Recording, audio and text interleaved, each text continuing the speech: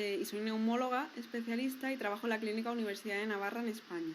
Entonces, bueno, este ratito vamos a hablar un poquito de cómo tratar y cómo diagnosticar una crisis de asma bronquial.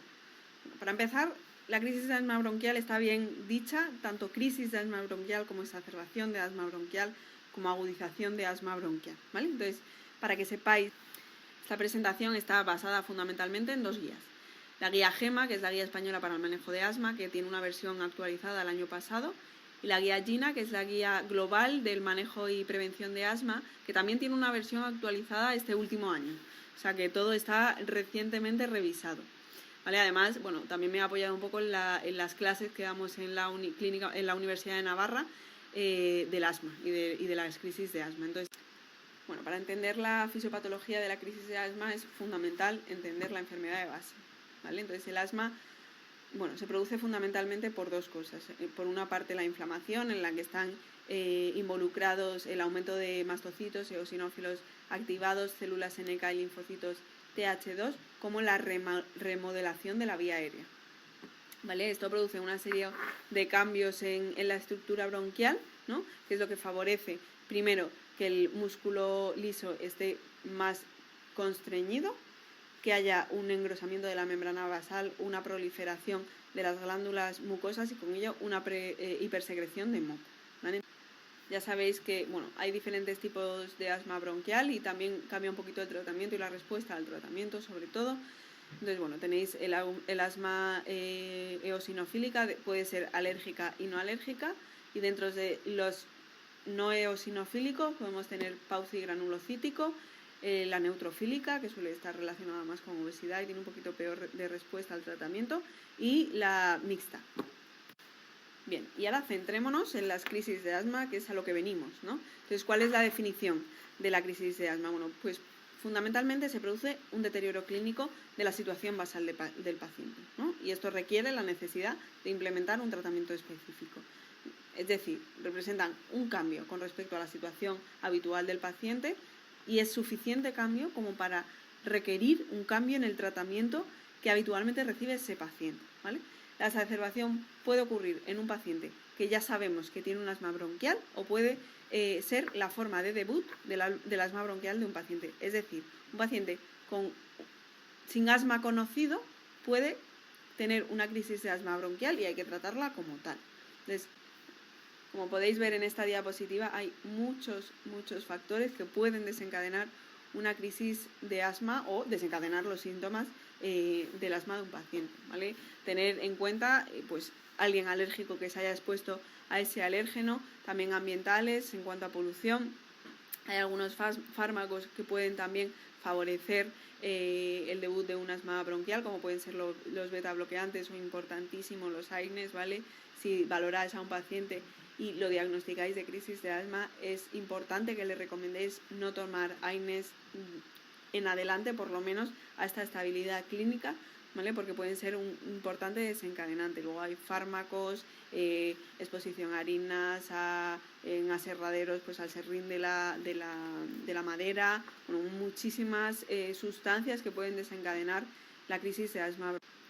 ¿Cuáles son los factores de riesgo para que un paciente con ya diagnosticado de asma tenga una exacerbación? Bueno, pues que tenga un mal control de síntomas, ¿vale? A pesar del tratamiento, que tenga un antecedente de una exacerbación en el último año o que tenga un antecedente en su vida de una exacerbación con riesgo vital, que no utilice el tratamiento adecuado o que se le ha prescrito, que no tenga recomendado un tratamiento con corticoides de base o que haga mal la técnica del inhalador, que use en exceso la medicación de rescate. Y luego, el asma tipo alérgico con eosinofilia, bueno, tipo alérgico no, tipo eosinofílico, con eosinofilia en sangre en esputo o una determinación de óxido nítrico exhalado elevado, que muy probablemente no dispongáis de ello, pero bueno, para que lo tengáis en cuenta en el caso de que eso es presente, bueno, pues también tiene más riesgo de crisis de asma, que tenga una función pulmonar baja, evidentemente, que tenga problemas psicosociales y un bajo nivel socioeconómico, porque tienen peores condiciones sanitarias y, o sea, más que sanitarias, del entorno de la vida del paciente, que tenga exposiciones de riesgo, como puede ser el humo del tabaco, alérgenos, polución, y luego una serie de comorbilidades del paciente, como puede ser obesidad, apnea obstructiva del sueño, rinosinusitis crónica, que tenga reflujo, y que no esté en tratamiento, que esté mal controlado, aunque hay veces que no note muchos síntomas o no los relacione, alguna alergia alimentaria que también produce crisis de asma. Recordar que hay veces que hay frutas que en relación a ejercicio o en relación a AINES pueden dar exacerbaciones de asma. Eso también tenéis que tenerlo en cuenta, ¿vale? Luego también la situación de embarazo es un estado proinflamatorio que puede favorecer que haya crisis bronquiales.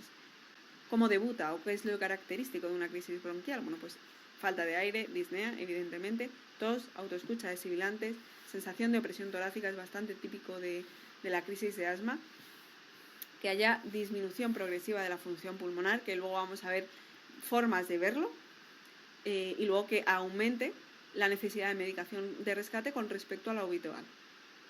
Ante un paciente con sospecha de crisis de asma hay que evaluar de forma periódica la gravedad de la crisis. Entonces, inicialmente identificar signos y síntomas fundamental, ¿vale? Y luego podemos intentar tener una medición objetiva del grado de obstrucción, ¿vale? Que hay un método que es el flujo expiratorio máximo, que tiene bastante papel en las crisis de asma. Luego os voy a enseñar, por si alguno no lo conoce o lo tiene menos a mano, para que veáis cómo se hace. Pero bueno, yo creo que puede ayudar bastante para objetivar el grado de obstrucción. Luego, evidentemente, si hay alteración del intercambio gaseoso, pues la crisis es grave. Luego, dinámica, post-tratamiento. Ponemos el tratamiento agudo y medimos la mejoría o la no mejoría con el paso del tiempo, ¿vale? Entonces, por eso el papel fundamental o importante del flujo expiratorio máximo, porque es algo que es fácil de hacer si disponemos del dispositivo, valga la redundancia, y nos da bastante información. Entonces, valoración inicial de una crisis de asma. Importantísimo, historia clínica. Primero, momento de inicio y causa del inicio de los síntomas. Hay veces que no se conoce la causa, pero en el caso de que se conozca es importante saberlo, ¿vale? La gravedad de los síntomas, que la disnea sea limitante, que tenga habla entrecortada, que no pueda hacer ningún movimiento porque se fatiga, eso es importante saberlo. Que haya síntomas nocturnos, ¿vale? Ya sabéis que el asma, bueno, pues siempre empeora o siempre hay más síntomas durante la noche. Si esos síntomas le despiertan, bueno, pues hay que tenerlo en cuenta porque puede ser un síntoma de gravedad. Síntomas de anafilaxia, ¿no? Sobre todo para tomar las medidas necesarias. Luego es importante valorar los factores de riesgo para crisis con compromiso vital, que luego veremos cuáles son, ¿vale? Y los medicamentos que está tomando el paciente, tanto de mantenimiento como de rescate, ¿vale? Lo que hemos dicho antes, el tipo de dispositivo, la adherencia, si se ha modificado el tratamiento recientemente, si inicialmente hubo una respuesta al tratamiento, si no la hubo y ha ido empeorando de forma progresiva. Exploración física, signos de gravedad, nivel de conciencia fundamental, ya lo sabéis. La capacidad para completar oraciones, lo que hemos dicho, la habla entrecortada nos tiene que hacer sospechar que la crisis sea grave. El uso de musculatura accesoria y la autoescucha de sibilancias. Ya sabéis que la exploración física de la crisis de asma es peor el silencio auscultatorio porque nos habla de mayor gravedad que las sibilancias, porque el silencio auscultatorio quiere decir que el bronquio está tan obstruido, tan cerrado, que no hay paso de aire a través de él. Entonces, la gravedad y la rapidez con la que hay que tomar medidas es mayor cuando hay un silencio auscultatorio que cuando tenemos sibilantes. Que no quiere decir que vayamos lentos cuando hay sibilantes, pero la gravedad del momento es sin duda peor cuando hay silencio auscultatorio. Tomar signos vitales, inciso, frecuencia respiratoria, muy importante. Además de todas las constantes vitales, importante tomar frecuencia respiratoria. Mejor forma de tomar frecuencia respiratoria es poner la mano sobre el esternón, contar las respiraciones que hay en 30 segundos y si disponemos de un minuto, en un minuto mejor. Importante sospechar posibles complicaciones como puede ser neumonía, neumotórax, anafilaxia y hacer un diagnóstico diferencial oportuno, ¿no? Pues que haya insuficiencia cardíaca descompensada, obstrucción de la vía aérea superior, tromboembolismo pulmonar. Bueno, es importante hacer un buen diagnóstico diferencial para no errar en el tratamiento indicado. Y ahora vamos a ver cuáles son esos factores de riesgo para crisis con compromiso vital, ¿no? Estos factores pueden estar relacionados con la crisis de asma, con el tiempo de instauración. Si la instauración es rápida, el riesgo de tener una crisis con compromiso vital es mayor.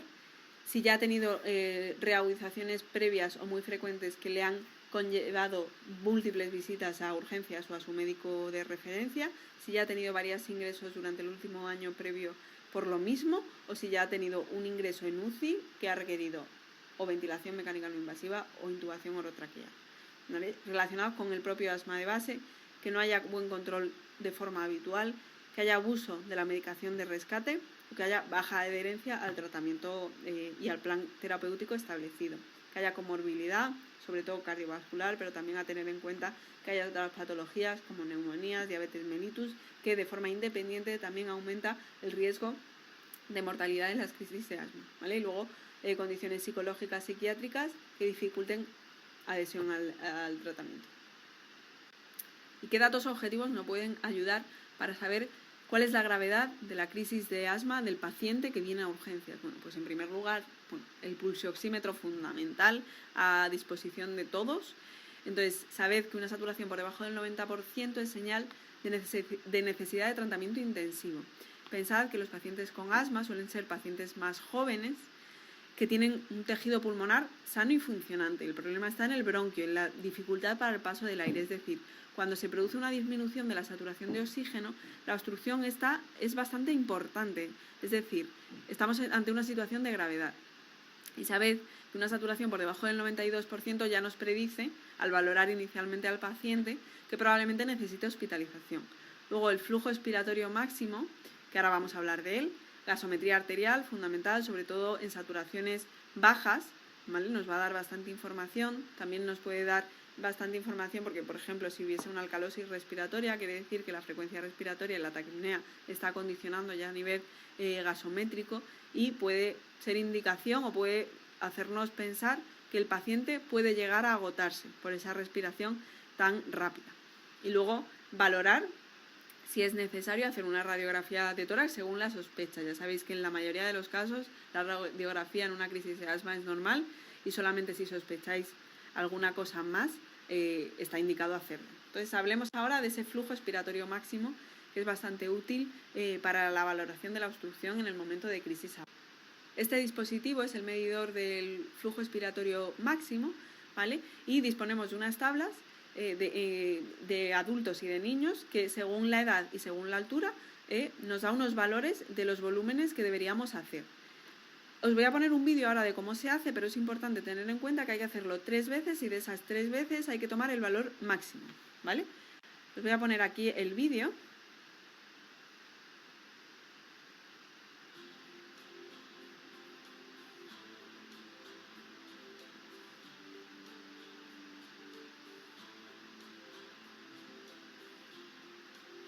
Preparar el dispositivo sacándolo del envase. Poner el indicador a 0.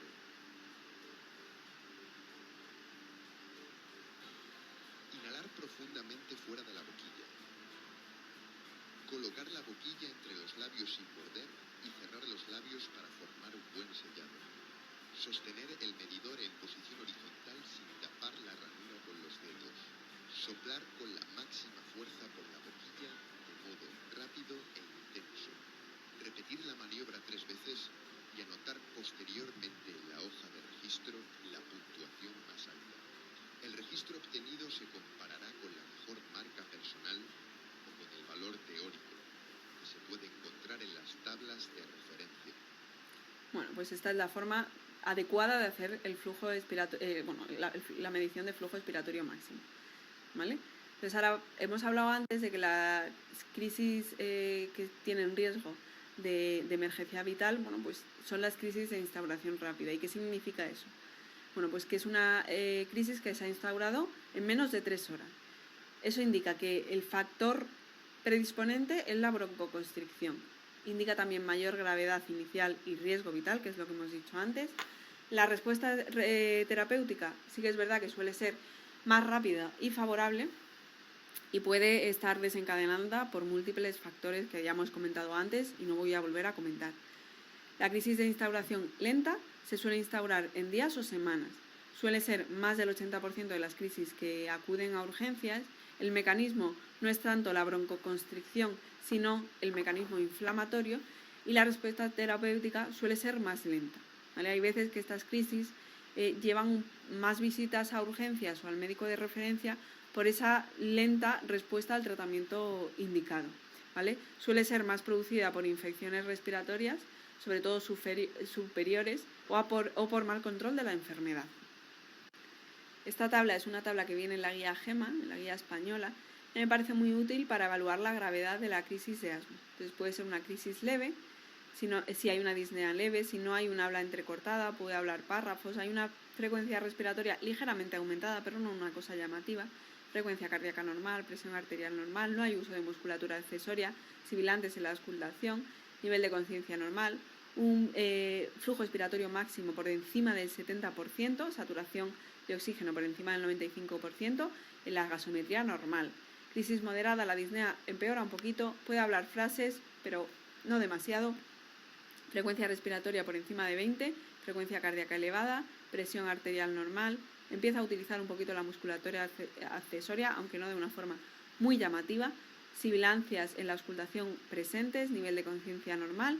El flujo expiratorio máximo baja ya por debajo del 70%, saturación también por debajo del 95%, y la PaO2 ya empieza a bajar por debajo del 80% la gasometría arterial, presenta ya hipoxemia, y la PaCO2 baja por debajo de 40, es decir, esa hiperventilación y esa taquipnea ya está incidiendo en la gasometría. Crisis grave, pues empeora todo lo dicho previamente, disnea intensa, habla palabras solamente, frecuencia respiratoria más elevada, frecuencia cardíaca por encima de los 120, presión arterial normal, uso de musculatura accesoria muy evidente, sibilancias presentes, nivel de conciencia normal, el flujo expiratorio máximo por debajo del 50%, saturación de oxígeno por debajo del 90%, la presión arterial de oxígeno está por debajo de 60 milímetros de mercurio, es decir, estamos ante una insuficiencia respiratoria parcial porque la presión arterial de CO2 todavía está por debajo de 40 milímetros de mercurio. Crisis vital, respiración agónica, habla ausente, bradipnea o apnea, es gravísimo, bradicardia o parada cardíaca, hipotensión, movimiento paradójico de la respiración o simplemente apnea, no hay movimientos respiratorios, silencio auscultatorio es lo que decíamos antes, muy grave, ¿vale? Es crisis con riesgo vital ya instaurado, nivel de conciencia disminuido o en coma, no se le va a hacer evidentemente en ese caso un flujo expiratorio máximo, saturación baja, presión arterial de oxígeno por debajo de 60, presión arterial de CO2 por debajo de 45 porque el paciente ya se ha agotado, ¿vale? Empieza a hipoventilar. Y en cuanto al tratamiento, voy a hacer primero comentarios acerca del tratamiento estándar y luego voy a hablar de otros tratamientos que se han utilizado en asma, ya no se utilizan, o que se han empezado a utilizar pero no hay suficiente evidencia. Entonces, bueno, vamos a hablar primero de lo estándar y luego nos vamos a tratamientos un poquito menos frecuentes. Entonces, primero y muy importante, en caso de que el paciente sature por debajo del 93%, está indicado poner oxigenoterapia mediante cánulas nasales o mascarilla Venturi o reservorio en caso de necesidad, ¿vale? Importante tener en cuenta, sí que hay muchísimos artículos ya, muchísima evidencia que dice que la hiperoxigenación va en detrimento de la evolución de la patología respiratoria, es decir, no tiene sentido aportar oxígeno para saturar por encima del 95%, porque de hecho se ha evidenciado que empeora la evolución del paciente. Entonces es importante tener en cuenta esto. Con que los adultos saturen entre 93 y 95 es más que suficiente. En niños este valor sube un poquito. Entonces ellos tendrían que saturar entre 94 y 98%, ¿vale? Pero tener en cuenta que la hiperoxigenación no es buena para los pacientes. El tratamiento estándar de la crisis de asma, por supuesto, los beta-2 de acción corta, salbutamol, la terbutalina, se pueden dar en la primera hora de 4 a 10 inhalaciones cada 20 minutos, ¿vale? E ir valorando de forma evolutiva. A partir de esa hora se puede dar de 4 a 10 inhalaciones cada 3-4 horas hasta 6-10 veces a la hora, ¿vale? Entonces tenemos mucho margen para poner beta-2 agonistas. No tengáis miedo de darlos con mucha frecuencia. Es como está indicado poner en las crisis de asma. Entonces, clásicamente, la recomendación, más que demostrado el beneficio, broncodilatadores de acción corta, beta-2 agonista, ¿vale? Bueno, también se ha hablado mucho del bromuro de hipatropio, que es un anticolinérgico de acción corta, ¿vale? Que se puede dar en exacerbaciones moderadas severas. Ha demostrado menos hospitalizaciones y mejor evolución del flujo expiratorio máximo y del FEV1, pero importantísimo en combinación con los beta-2 agonistas de acción corta, nunca en monoterapia, ¿vale? Importante, no sustituir el bromuro de ipatropio por el beta-2 agonista, combinarlos, y eso sí que parece que tener algo de mejoría, sobre todo en moderadas graves. Y lo de siempre, ¿qué hacemos con el tratamiento inhalado habitual? Y si no tiene tratamiento inhalado, ¿qué hacemos? Bueno, pues si ya lleva tratamiento de base, es importante, en caso de que no utilice bien el tratamiento, insistir en la importancia de la adherencia terapéutica y que lo mantenga, insistir hasta el cansancio, ¿vale? Por favor, que mantenga el tratamiento de base, que es lo que le va a evitar futuras crisis de asma. Si no tiene una buena técnica, porque no se entiende con el dispositivo, hay muchos dispositivos en el mercado, se cambia de dispositivo y no hay ningún problema, ¿vale? Y hay veces que ellos tienen una buena adherencia, tienen una buena técnica, pero está mal indicado el tratamiento inhalado, ¿vale? Es importante saber y insistir en que el paciente diagnosticado de asma, el tratamiento de base indicado es el corticoide inhalado. Se puede añadir o no un beta-2 agonista y en sucesivos escalones terapéuticos ir añadiendo algo de medicación, pero el de base y el fundamental, corticoide inhalado. Entonces, si no lo lleva de base, hay que añadirlo, ¿vale? Se puede, por ejemplo, combinar un corticoide con un beta-2 de acción media o larga y poner eso como tratamiento de base. Es decir, si él no tiene tratamiento de base, hay que iniciar ese tratamiento de base, ¿vale? Y luego me gustaría también hablaros un poco de la terapia MART, ¿vale? Que consiste en algunos inhaladores que tenemos en el mercado que tienen corticoides sistémicos y beta-2 agonistas, que esos beta-2 agonistas son de larga acción, pero que tienen un inicio de acción rápido, ¿vale? Os pongo aquí 3 ejemplos. No quiere decir, bueno, igual hay algún otro en el mercado, yo son los que utilizo de forma habitual, no tengo ningún compromiso con las farmacéuticas, así que si hay otros dispositivos que conozcáis con los que también se puede utilizar la terapia MART, adelante. No con todos los dispositivos que combinan corticoide y beta-2 se puede hacer, ¿vale? Es importante saber con qué dispositivos se utiliza este tipo de terapia, ¿vale? Symbicort, que lleva budesonida y formoterol, el Foster, que lleva beclometasona y formoterol, y el Seretide, que lleva fluticasona y salmeterol. ¿En qué consiste el tratamiento MART? Bueno, pues el tratamiento de base con estos corticoides es la administración cada 12 horas, habitualmente 2 inhalaciones cada 12 horas, y además de tratamiento de base se puede utilizar de tratamiento de rescate, ¿vale? Según el dispositivo se pueden dar hasta 8 inhalaciones en total durante 24 horas, ¿vale? Entonces, la ventaja de este tipo de terapia es que el mismo inhalador que tiene el paciente de base para su tratamiento lo puede utilizar también como medicación de rescate, y hay bastante evidencia que demuestra que empezar con un tratamiento de estos y utilizar y enseñar al paciente a utilizar la terapia MART evitan las exacerbaciones. Y el segundo escalón fundamental en el tratamiento de las crisis de asma es el corticoide sistémico, ¿vale? Siguiendo las 2 guías que hemos dicho antes, en la guía GEMA se recomienda en todos los escalones de gravedad de las crisis de asma, salvo una pequeña excepción, que es en las crisis leves, cuando hay muy buena respuesta al beta-2 agonista de corta acción, se puede valorar evitar ese tratamiento con corticoide sistémico. Pero en la guía GINA sí que sacan de la indicación de iniciar tratamiento con corticoide sistémico a las crisis más leves, ¿vale? ¿Cómo se tiene que dar ese corticoide sistémico? Fundamentalmente por vía oral, ¿vale? Teniendo en cuenta que el inicio de acción es entre 4 y 5 horas desde que se toma el comprimido. La vía intravenosa solamente se deja para los pacientes que tienen una disnea tan importante que les dificulte la deglución, que tenga vómitos o que esté con ventilación mecánica, ¿vale? La dosis habitual es de 1 miligramo/kilogramo al día, con un máximo de 50 miligramos de prednisolona diarias o equivalentes en otros corticoides.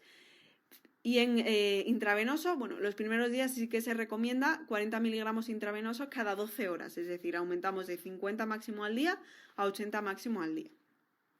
Importante, entre 5 y 7 días. No hace falta dar pautas muy largas de corticoides. Está más que evidenciado que con una pauta de entre 5 y 7 días sin necesidad de pauta descendente, en principio van bien, ¿vale? Siempre condicionados con el seguimiento que se le pueda tener o si no empeora y la evolución de la crisis de asma es adecuada, ¿vale? Otro tratamiento que me gustaría comentar es el tratamiento con magnesio, intravenoso. Sí que en su día tuvo bastante papel en el tratamiento de la crisis de asma, pero actualmente, según la evidencia que tenemos, no es un tratamiento que se recomiende de rutina. Solamente está recomendado en 2 situaciones. En la situación en la que el adulto tenga un FEBI predicho menor del 25-30% o en adultos y niños que no responden al tratamiento inicial y tienen una hipoxemia persistente, ¿vale? En este caso estaría indicado dar 2 gramos de magnesio en una infusión de 20 minutos. Hay algunos ensayos clínicos que excluyen a los tratamientos con crisis de asma grave y en esos ensayos la evidencia del beneficio del magnesio intravenoso cae bastante. Pero bueno, en crisis moderadas severas sí que puede ayudar. Y con este cuadro hacemos un resumen final del tratamiento habitual de la crisis de asma y de las dosis indicadas, ¿vale? Entonces el salbutamol, lo que hemos dicho, cámara presurizada es lo que más evidencia tiene. Se puede dar entre 2 y 8 inhalaciones cada 10-15 minutos durante la primera hora, sin problema, no tengáis miedo. Se puede dar también en nebulizaciones en caso de que la crisis sea muy grave o que la dosis que necesite el paciente sea mayor, y no tanto porque haya más evidencia, sino por la coordinación que tiene el paciente con la nebulización. El bromuro de hipatropio se pueden dar entre 4 y 8 inhalaciones cada 10-15 minutos durante la primera hora sin problema, y también se puede aportar en nebulizaciones en el caso de que el paciente esté muy grave y necesite mayor dosis o se coordine mal con el cartucho presurizado. Glucocorticoides sistémicos, en caso de vía oral, 50 miligramos cada 24 horas. En caso de que sea ingresado, esos 50 miligramos aumentan a 40 cada 12. La hidrocortisona intravenoso entre 100 y 20 miligramos cada 6 horas, ¿vale? Si el paciente no está con corticoides de base, bueno, se puede iniciar el tratamiento con corticoides inhalados, ¿vale? De forma un poco intensiva al principio, utilizando hasta 2 inhalaciones cada 10-15 minutos con cartucho presurizado con cámara, ¿vale? También se puede dar en nebulizaciones, disponemos de ellas, que lo sepáis, y dan una dosis de corticoides bastante mayor que los cartuchos. Y el sulfato de magnesio, lo que hemos dicho, en las 2 indicaciones que hemos comentado, 2 gramos a pasar en 20 minutos, una sola vez, ¿vale? El salbutamol endovenoso no tiene evidencia científica, no está indicado ponerlo en crisis de asma, ¿vale? Solamente tiene algo de evidencia muy sutil en caso de que haya fracaso en los tratamientos antes descritos, y se podría valorar dar endovenoso 200 microgramos en 30 minutos y luego seguido de entre 0,1 y 0,2 microgramos kilo por minuto. Y luego el sulfato de magnesio nebulizado en solución isotónica, lo mismo, evidencia muy baja, pero ante el fracaso del resto de terapias se podría plantear iniciar.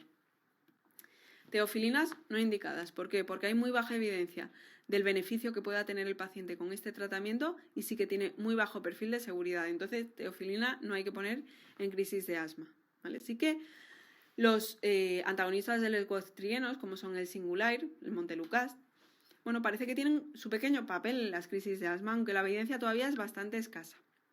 Entonces, no está indicado como tratamiento de rutina, pero según la revisión que mires, de hecho hay una del 2010 que sí que recomienda poner el tratamiento con antagonistas de leucotrienos y una del 2011 que no ve una evidencia tan clara con este tratamiento. Entonces, a día de hoy todavía no está indicado poner el tratamiento en el día a día en la crisis asmática, pero bueno, yo creo que en un futuro puede ser que se empiece a recomendar.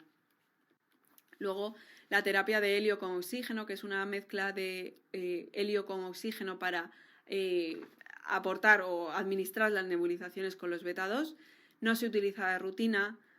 La evidencia es bastante controvertida. Hay algunas revisiones que no ven diferencia con respecto a aportar las nebulizaciones solamente con oxígeno mezclado con aire ambiente, otras que sí. Hoy por hoy no se utiliza de rutina, de hecho en muchísimos centros ni siquiera se dispone de esta terapia. Y antibioterapia en el caso de las crisis de asma. En principio, de rutina, no hay que dar antibiótico, ¿vale? Solamente si hay algún dato que nos indica que puede ser que ese paciente tenga una infección que haya causado la agudización del asma, ¿vale? Entonces, ¿cómo podemos ver cómo podemos sospechar que haya una infección? Pues evidentemente, si tenemos un paciente que nos está contando que tiene un esputo purulento, bueno, pues hay que sospechar que puede estar condicionada por una infección respiratoria. Si hay evidencia en una radiografía de tórax, evidentemente, más que indicado el tratamiento antibiótico. Y a mí me gustaría, aparte de lo que he dejado aquí escrito, comentar que en una persona que tiene síntomas de crisis de asma y tiene síntomas de una sinusitis aguda, hay que tratar la sinusitis aguda con antibiótico para poder controlar la crisis de asma. Si no controlamos la vía respiratoria alta, nunca vamos a controlar la vía respiratoria alta. Entonces, nunca os olvidéis de que la vía respiratoria es una vía única. Si lo de arriba no está controlado, lo de abajo no se controla, y si lo de abajo no está controlado, lo de arriba no se controla. Muy importante a tener en cuenta. ¿Y qué papel? Y ahora vamos a hablar un poquito del papel de la ventilación mecánica no invasiva en la crisis de asma. La evidencia que tenemos acerca de este tema es bastante menor que en la exacerbación de EPOC. Y las indicaciones están bastante más discutidas. Igual que en una exacerbación de EPOC, la primera forma de ventilación mecánica recomendada es la no invasiva. En el caso de asma, esto no está tan claro. Importante tener en cuenta estas dos cosas. Ventajas de la ventilación mecánica no invasiva.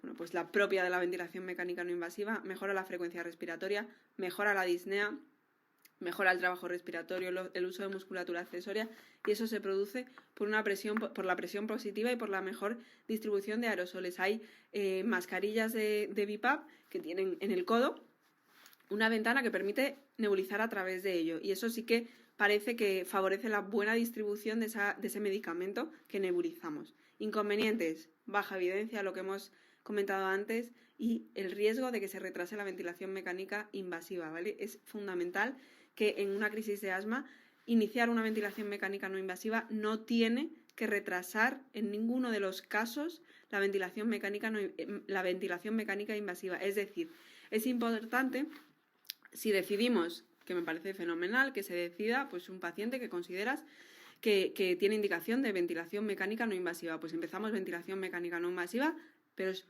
fundamental, muy importante, el seguimiento estrecho, ¿vale?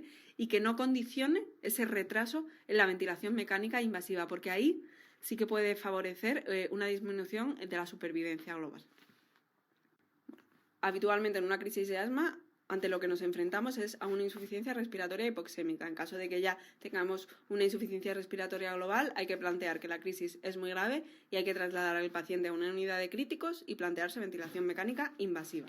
En este caso tenemos estas tres opciones: utilizar una BiPAP, una CPAP o gafas nasales de alto flujo, ¿vale? En el caso de la BiPAP, tener en cuenta que es importante intentar no utilizar presiones muy altas, ¿vale? Porque si superamos las presiones que os dejo aquí escrita, la IPAP de 12, la PIP de 5, podemos inducir una presión al bronquio que favorezca que todavía haya mayor broncoconstricción, ¿vale? Y todavía empeore el cuadro descrito.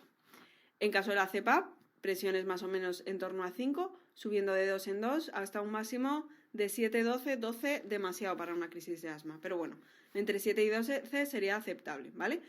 Y las gafas nasales de alto flujo, la PIP que se aporta es mucho menor y se aportaría hasta un flujo máximo de 50 litros, mezclando aire ambiente con oxígeno al 100% para utilizar la FiO2 que el paciente necesite. En caso de que se falle en esta ventilación, habría que valorar directamente una intubación orotraqueal por fallo de la misma, por lo mismo, porque la evidencia en crisis de asma es menor y es muy importante que no se retrase la intubación y la ventilación mecánica invasiva. Y aquí vamos a ver un poquito cuáles son los criterios para ingreso hospitalario del paciente o para ingreso en UCI, ¿vale? Si tiene una saturación de oxígeno por debajo del 92% de forma basal y necesita oxígeno para superar esa cifra, evidentemente necesita ingreso hospitalario. Si tiene un flujo expiratorio máximo por debajo del 50-60%, a pesar del tratamiento, hay que dejarlo ingresado. Y si el pico flujo expiratorio máximo se mantiene entre el 50 y el 70 a su llegada, es bueno tenerlo vigilado al menos 12 horas. Si se dispone de sala de observación, lo suyo es dejarle 12 horas ingresado. No existe un criterio claro para decir este paciente ya puede ser dado de alta porque está bien, ha respondido bien y no va a tener empeoramiento de los síntomas actuales. Pero bueno, sí que se manejan que el flujo expiratorio máximo menor del 75% o una variabilidad del mismo por encima del 25% sugiere que el paciente va a estar mejor ingresado porque probablemente los síntomas no van a estar controlados con el tratamiento que le hemos dado.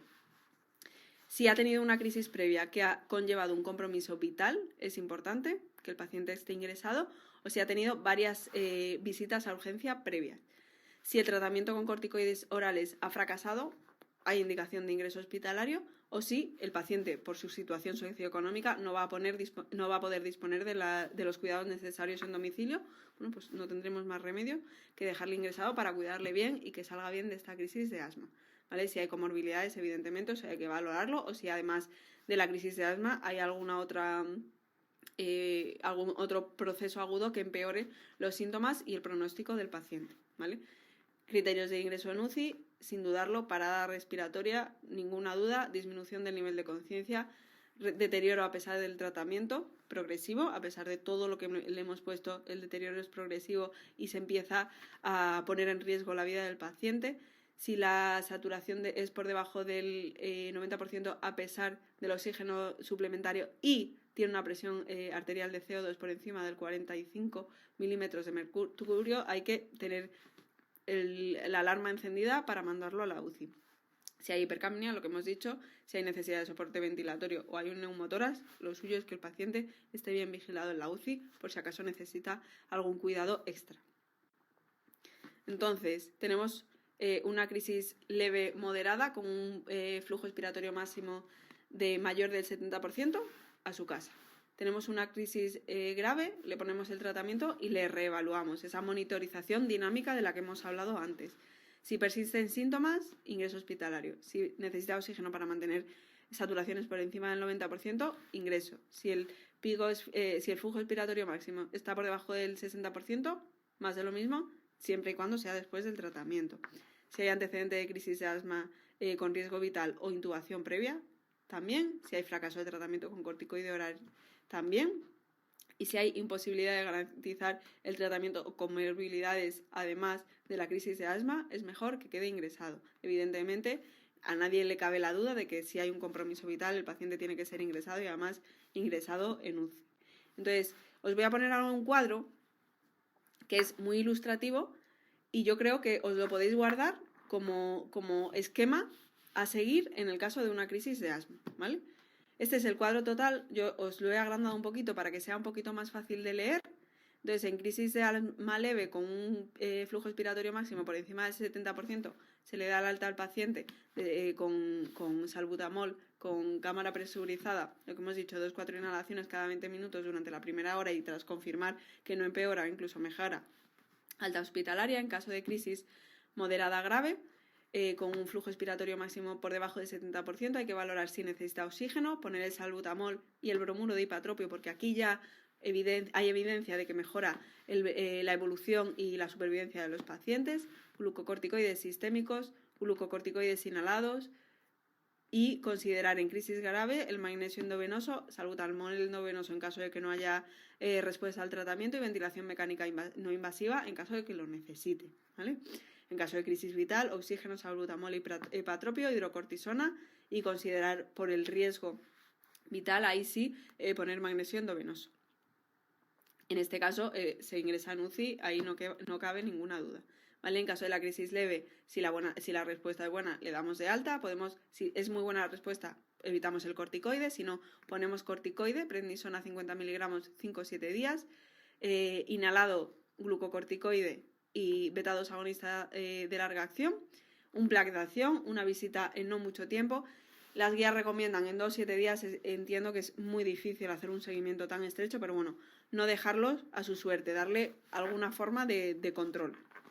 En crisis moderada grave, si la respuesta es buena y el flujo expiratorio máximo sube por encima del 60% y está estable y el señor o la señora está asintomático, se puede valorar el alta aquí sí o sí con corticoide oral, con el glucocorticoide LABA inhalado, un plan de acción y concretar una cita de control, lo que hemos dicho antes. En caso de que la respuesta sea mala, que el flujo expiratorio máximo esté por debajo del 60% o que tenga una variabilidad por encima del 25% y el paciente permanezca sintomático a pesar del tratamiento recomendado o el tratamiento más bien administrado, hay que considerar la hospitalización, ¿vale?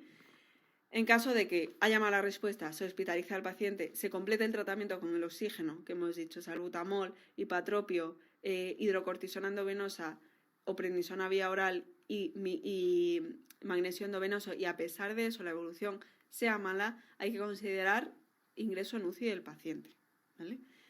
Bueno, esto es todo. Espero que os haya ayudado mucho. Aquí tenéis mi contacto por si necesitáis cualquier cosa. Y nos veremos en principio en la clase que tendremos de repaso, que ahí pondremos algunos casos clínicos y cualquier duda o cualquier cosa que se os quede en el tintero podemos comentarla entonces. Un saludo y muchas gracias por vuestra atención.